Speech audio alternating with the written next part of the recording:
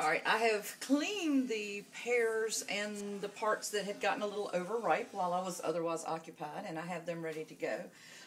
In my bowl, I've got dried cranberries, dried blueberries, a little English walnuts, some fresh rolled oats, little butter, a little lemon juice, a little brown sugar. I'm making something to go on the inside. You'll see where we're going with that. Okay, and then I have got just your basic pie crust, and I'm going to just cut these into strips. This is what we're going to wrap our pears in. And you can cut that because I'm sitting here cutting this with the back side of the knife. They cut better when you use the other side of the knife. So I'm just basically going to stack up some strips here.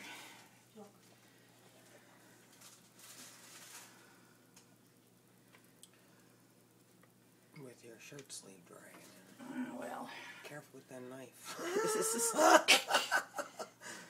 It's dangerous. Dangers of cooking while on anticoagulants. Danger men cooking, but exactly. Lane cooking.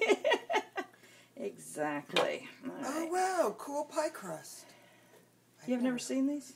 These are really handy, actually. They're really, if you get them and use them fairly soon after you buy them, they're pretty crispy. They flake pretty nicely. I mean, you know, they're the next generation from the frozen pie crust that, you know, we've come to rely on.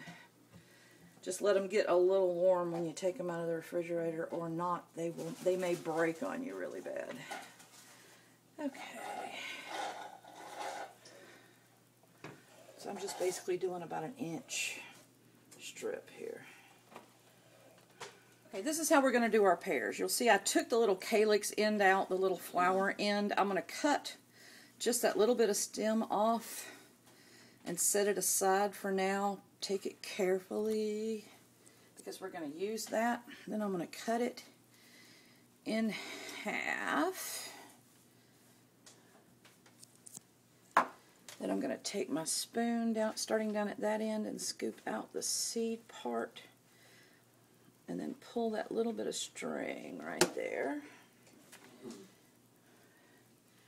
Do the other side. These are really, really ripe pears, so they're like butter pulling these out of here. If they're harder, you may have to use a knife or a quarter. All right, we're going to go over here to our stuffing. We're going to put a spoonful in that side, and then a spoonful in that side. And then we're going to mash them together.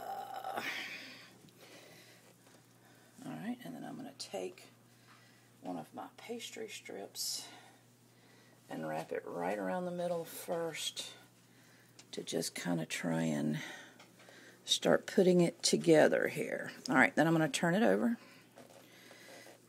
I'm going to find some of these pieces that are kind of off the ends, cover up this bottom a little bit here with some of the smaller pieces that came off the far sides of the circle.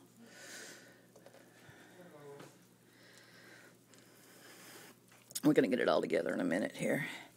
Alright, and then I'm going to put this little cap back in the top.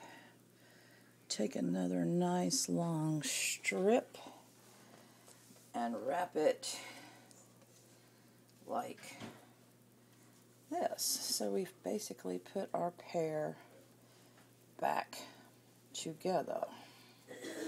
Save that for another piece. Now I've got lots of little holes here, but this dough is really easy to work.